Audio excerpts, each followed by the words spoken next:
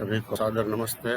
जय श्री कृष्ण, जय राम, जय माता, जय महादेव। और सबको शिव पर्व श्रावण मास का सबको अभिनंदन और शिव उपासना में मग्न सर्वे शिव भक्तों को हार्दिक नमस्कार। मैं मोम्बासा केन्या से पांजा समाज हिंगला शक्तिपीठ से रक्षित महाराज आपके सामने उपस्थित हूँ। हम कोरोना महामारी के अंतर्गत जो भी वीडियोस बाहर निकाले थे, कई लोगों का फ़ोन आते हैं, उसको रिजल्ट मिलते हैं, उसकी सजा बढ़ी है, डर कम हुआ है और कई प्रश्नों करते रहते हैं। और शिव पर्व श्रावण मास के अंतर्गत कई प्रश्न पूछे हैं और क्वारंटाइन किया हुआ है पूरा शहर, पूरा देश, मंदिरों सब पूजा की मना है, तो कैसे किया जाए। और भगवान कृष्ण का भी जन्म इस मास में ही है, इसलिए शिव, हरि और हर दोनों की उपासना का ये पर्व का महीना है। और उसमें भी कैसे सेवा और पूजा का भी फर्क नहीं है, ऐसा कई लोगों ने बताया। तो सादर बताना चाहता हूँ मेरे सभी सनातन हिंदू भाई बहनों, सनातन धर्म का दो आचार्य हैं, भगवान शिव और भगवान विष्णु। भगवान शिव है निवृत्ति मार्ग का आचार्य है, भगवान विष्णु है जो वो प्रवृत्ति मार्ग का आचार्य है। कहने का मतलब ये है कि प्रवृत्ति मार्ग जैसे पुष्टि संप्रदाय में है, ठाकुर जी की जो सेवा की जाती है, मैं न भूलूं तो उसमें 9 बार आरती होती है और 13 बार भोग लगाया जाता है ठाकुर जी से। लेकिन सतत ठाकुर जी की सेवा में ही प्रवृत्त रहे और ठाकुर जी मई ही उसका मन बना रहे, उसका मन बाहर भटके ही नहीं। वो ठाकुर जी की सेवा का प्रकार बताया है। और उसी सेवा स्वामीनारायण संप्रदाय का सहजानंद स्वामी महाराज ने अपनी शिक्षा पत्री में बताया है कि ठाकुर की सेवा कैसे करनी है। वो वल्लभाचार्य के पुत्र श्री गोसाई जी ने बताया है, उसी नियम से ही करनी है। क्या हम आज कर पाते हैं? वो जो हम थोड़े इंटेलिजेंट हो गए, इसलिए जो आचार्यों ने बताया वो मार्ग हम अपनाते नहीं हैं। बताते कि वो पुराना हो गया, वो पुराना। अरे भाई, जो सिद्धांत है वो सिद्धांत ही रहता है। सिद्धांत में बांध छोड़ नहीं होती है। कुछ नया करो, लेकिन सिद्धांत में कोई भी फर्क नहीं होना चाहिए। तो कहने का मतलब है वो प्रवृत्ति मार्ग है भगवान विष्णु का, और शिव जी का जो मार्ग है वो निवृत्ति मार्ग है। शिव जी को कुछ नहीं चाहिए, शिव जी सब कुछ छोड़ के ही बैठे हैं, ध्यानस्थ है, वो समाधिस्थ ही रहते हैं। शिव जी के पास जाना है तो पहले जो बाहर नंदीकेश्वर है, जो धर्म का प्रतीक है, वैसा बन के जाना है। शास्त्र में बताया, देवो भूतवा जज्येत देवम, यानी कि देव की पूजा करने के लिए देव जैसा ही बनना पड़ता है। देव जैसा ही बनो, बाद में पूजा करो। जो नंदीकेश्वर है, 4 पैर है, उसका वो धर्म का प्रतीक कहा गया है। सत्य, पवित्रता, दान और तप, ये 4 के ऊपर ही शिव जी भोलेनाथ विराजमान होते हैं। और बाद में कुर्मा है, तो बताता है कि हमारा सब कुछ मानसिक जो विचारों है वो वहाँ पहुँचने के बाद, जैसे कछुआ अपना पैर सिकुड़ लेते हैं अपनी बॉडी में, सब सिकुड़ ले, आगे जाए, गणपति को नमस्कार करें, जो श्रद्धा का प्रतीक है। भगवान हनुमान जी है जो विश्वास का प्रतीक है। बाद में द्वार में कई जगह मंदिरों में वो गण का मूर्ति रखी होती है, प्रतीक उसका होता है मुच्छी वाला। मतलब कि शिव के द्वार में उसका गणों का वास है, उसमें आखिर में जो रावण, बाणासुर, चंड, प्रचंड, ये सब ने मांगा है कि भगवान तेरी पूजा करने के लिए जो भी आए उसकी चरण रज हमारा सिर पर पड़े। तो सब जो देवगण शिवगण है उसका वास वहां द्वार में है। उसमें काल भैरव है, कुबेर है, कार्तिकेय है, गणपति जी है बीच में, और ये चंड, प्रचंड, श्रृंगी, भृंगी, रावण, बाणासुर, ये सब द्वार में है। बाद अंदर जाए तो माँ भगवती, पार्वती, उमा, उसका दर्शन, बाद माँ गंगा का दर्शन, बाद में नागदेव का दर्शन करना है, उसके बाद शिवलिंग का दर्शन यानी कि पूजा करनी चाहिए। डायरेक्ट ऐसे नहीं चल बसना चाहिए कि अंदर जाओ और लोटा चढ़ाना। सब उसके गण है, पहले गण को नमस्कार करना, मतलब परमिशन लेके जाना।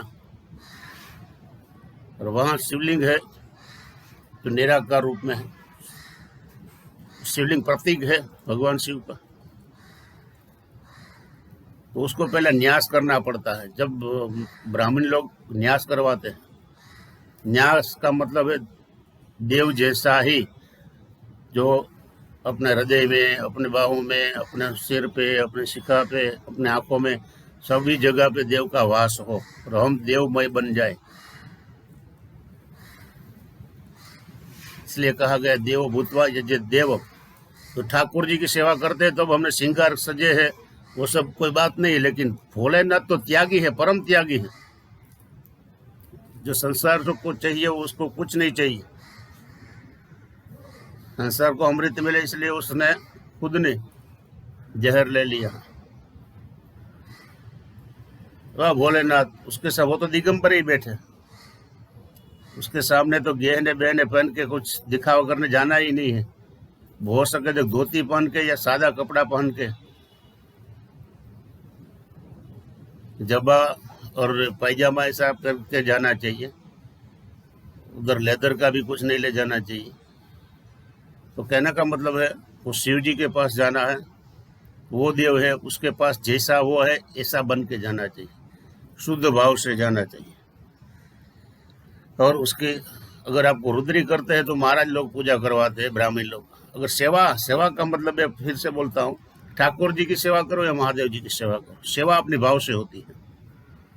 जो हम जो चढ़ाते हैं, अभिषेक करते हैं, उसका जो मंत्र है वो बोलते बोलते अपने आप। सेवा का मतलब हम अपने आप, जैसे हमारे घर में भगवान की पूजा सेवा करते हैं, स्नान करवाते हैं, पूछते हैं, भोग लगाते हैं अपने भाव से। लेकिन पूजा का मतलब है प्रत्येक एक एक अर्चन का एक एक मंत्र होता है, भगवान का ध्यान होता है, आवाहन होता है, आसन होता है, उसका पादयात होता है, अर्घ्य, आचमनियम, स्नानियम, पंचामृतम, उसके कई प्रकार है। पंचोपचार है, दशोपचार है, त्रिशोपचार है, षोडशोपचार है, राजोपचार है, और पंचवक्त्र पूजा का भी प्रकार है। उसमें समंत्रक होता है जो ब्राह्मण के द्वारा करना पड़ता है। हम अपने भाव से करते हैं, उसको सेवा किया कहा जाता है। जो ब्राह्मण द्वारा की जाती है वो पूजा किया जाता है। तो अभी श्रावण मास में हम क्या करेंगे? भगवान भोलेनाथ की अगर रुद्री है तो रुद्री में जाइए,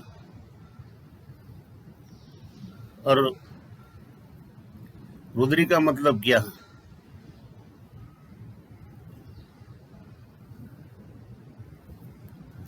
रुद्री का मतलब जो रोते हो को शांत करते हैं वो रुद्र।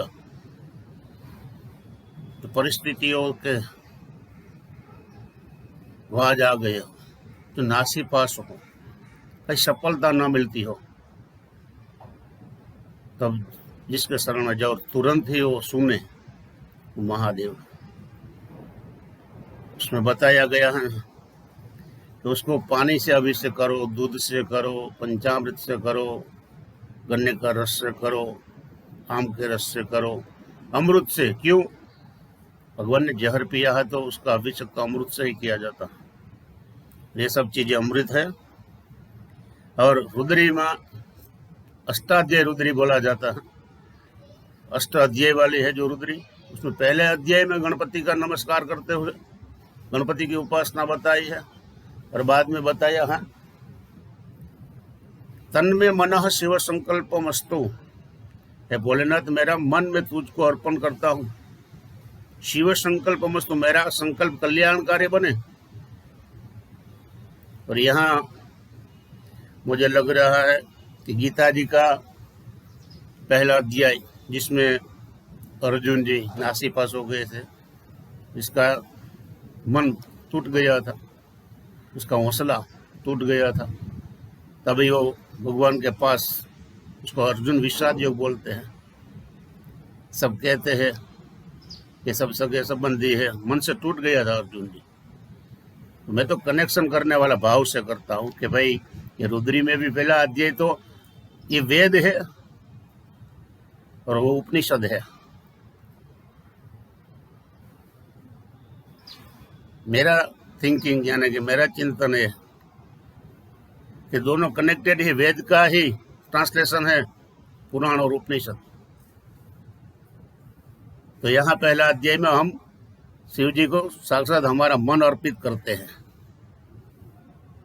कि बाप हम तुझे अर्पण करता है, हम खुद को अर्पण कर देते हैं, और मेरा जो संकल्प है वो शुभ ही रहे, मंगलमय रहे, कल्याणकारी रहे, मैं तेरा शरणागत हूँ।